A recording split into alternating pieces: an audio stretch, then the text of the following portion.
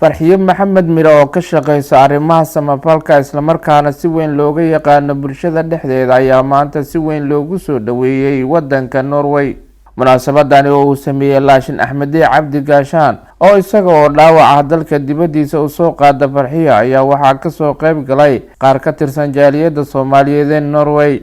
kulanka oo ah mid si ersare loo soo agaasimay isla markaana ay ka soo qayb galeen haween hawriyaal saraakiil abwaano iyo fanaaniin ayaa si aad ah loogu mahad celiyay samafala Farxiyo Maxamed. Abwaan Axmedey Cabdi Gaashaan oo goobta ka hadlay ayaa sheegay in Farxiyo ay garab istaagto dadka tabarta yar ee u baahan garab istaaga dhabta ah isla markaana oo u hayo abaal aan la ilaabi karin. السلام عليكم ورحمة الله وبركاته. وإن السلام دمانتينا آب يهويو قبلو يويل انتي ماشا مانتا فرحدان أسومدان كسو خير دشي بقول يطمني أفرت قرآنك عدد كيسا إذوك سلامي فرحيو إنو سو دبوب heer daraamin kaliya ma Soomaaliya oo dhan meesha ku joogto oo Norway oo ku nool meel walba degmo walba tuul walba laga yimid dad badan oo xataa anaga aan u sheegin markay soo maqleen hor baa ka soo raacay waan ku mahadsantiin aan leenahay Farxiyo inoo soo dhawow inta aan horta gudaha hor u galin gogashaan horta waxaan loo fidisay maama Faadumo oo tiri ama masaajidka ama mininkeyga meel kale ma jirta ay tiri waa war badan weel ma buuxsho odayaala hadleen gabdha hadleen Soomaaliya waxaa idin leedahay aad u mahadsantiin intana soo sharaftay oo waqtigooda qaaliga ah madaxeena u soo baabiisay aad u mahadsantiin ilaahay ajra idinka sii jannadii firdaws Allah idinka waraabiyo Farxiyo inoo soo dhawow fagaarahan balaarano fooxa udgoonka baxaayo iyo firaashkan nuurka badan farxadaada loo fidiyay Farxiyo soo dhawow fiidka reer daraabin iyo nawaaxigeeda feestadaada u soo kulmeenay faantada iyo Coca-Cola u daadaadinayaan Farxiyo inoo soo dhawow hooyo fiicana tahay oo dadkeeda u faa'iideyso fiid walba amaantaada farxadii nafteeda waaye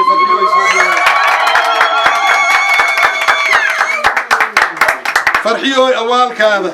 fudeed kuma ilaabi karee faa'is iyo barwaaqaan faataxada kuugu maraaya Farxiyo soo dhawow qofkii foos wareero fahmadar ay haleesho ma ku fiirsatid abadkaade fudeedaad ugu gurmataay Farxiyo soo dhawow fasal walba dadaalkaada umada waa ku faa'iistaaye faqiirka iyo naafadaad farxadooda u samafashaaya Farxiyo soo dhawow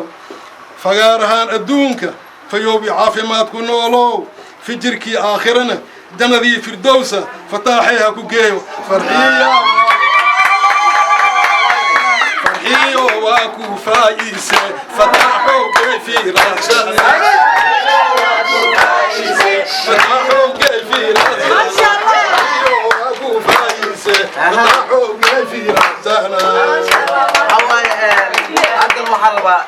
صدق والحاطو شربة أحمدي يا صغري وحال لو قلت لك الفرحية حيت الفيديو وخالي تري مركب واكنا فرحية محمد في لساني فرحية محمد في لساني ما كان لها نيسي ما كان لها نيسي ما كان فرحية محمد في لساني فرحية محمد في لساني فرحية محمد في لساني فرحية محمد في لساني فغارها كفانيها فغارها كفانيها فرحية محمد في لساني فغارها كفانيها فلاني تدوخي لسه فلاني تدوخي لسه فلاني تدوخي لسه وحوايف Soomaalida dhan ay runto weerta Axmedey Farxiyo wuxuu gabar Soomaalida u ran marka family Soomaali maan farax Soomaaliyo dhamaan yo fanaaniinta ka farxisa farax Soomaaliyo يا فنانين تيكا فرحيسة سدحان وحواي فاتحة كوسو مرني فاتحة كوسو مرني أفوز باريدنا فرحياي فاتحة كوسو مرني أفوز باريدنا فرحياي bashiir khaliif gaandhi oo ku hadlay magaca wariyaasha Soomaaliyeed ee ku nool dalka Norway ayaa dhankiisa sheegay in farxiyo wanaageeda bulshada ay ka dhirigsan tahay waxa uu na amaanay xilligii adkaa ee Laashin Axmedi Cabdi ay garab istaaga u muujisay iyadoo aan u eegin qabiil laakiin wax uu qabatay magaca Soomaaliyeed dhammaan dhaqayaasha kala duwan ee halkan joogta waan salaamayaa marka hore waxaan mahad celinayaa Baaba Axmedey oo intaanoo dad ah oo meelo kala duwan ka yimid halkan ku kulmiyay iyo dhammaan ka soo qaybgalayaasha haddaan soo laabto farxiyo walaasheen farxiyo waxa waaye waxqabadkeeda ka horeeyay inta aad muuqaalkeeda arag waxay qabatay iyo maxaa la ii sheeg runtii waxa garan kara qofkii Baaba Axmedey xiliyo dhaawacnaay oo maxaa la ii sheeg waddankan xaalad khatar ku jiray qof aan qabiil u fiirin oo wax kale u fiirin oo magaca Soomaalinimo darteed waxa uu qabtay waxa walaalkii qiimihiisa waxa la yiraahdaa waxa garataa markuu garabkaaga soo istaago inta kale oo dhan waxa waaye ma garan kartid marka dhammaan waxa ugu abaal gudma dhaqan walaasheen farxiya waxa waaye runtii waxaan leenahay kaliya daraamin kaliya ma Norway oo kusoo dhawow sidoo kale waxaan u mahad celinaa walaasheen Shamsa Maxamed Mare oo ayadana runtii walaasheen farxiya uga daysatay dhinaca anay Norway markii koowaadaan imado meesha lagu soo dhaweeyay waxay aad guri Shamsa dhammaan ka soo qaybgalayaasha ma shantii walaasheen farxiya qof walba oo Soomaaliya ayaa ku og waxa diiniina qofka hadduu qof badbaadiyo wuxuu la mid yahay asaga ummadda dhan badbaadiyay marka waxa waaye Baaba Axmedey waxa uu sameeyay asaga kaliya maahan Soomaaliya oo dhan iyo dhammaan dadka dhan u sameeyay waxaan ku leenahay Norway soo dhawow insha Allah waqti badan iyo meel kala duwan insha Allah waan wada joogi doonaa assalaamu calaykum waraxmatullaahi sidoo kale waxaa munaasabada soo dhaweynta ah heeso kala duwan oo isugu jiro ammaan iyo madadaalo ka qaaday boqorka shiribka Xuseen Nuuriyow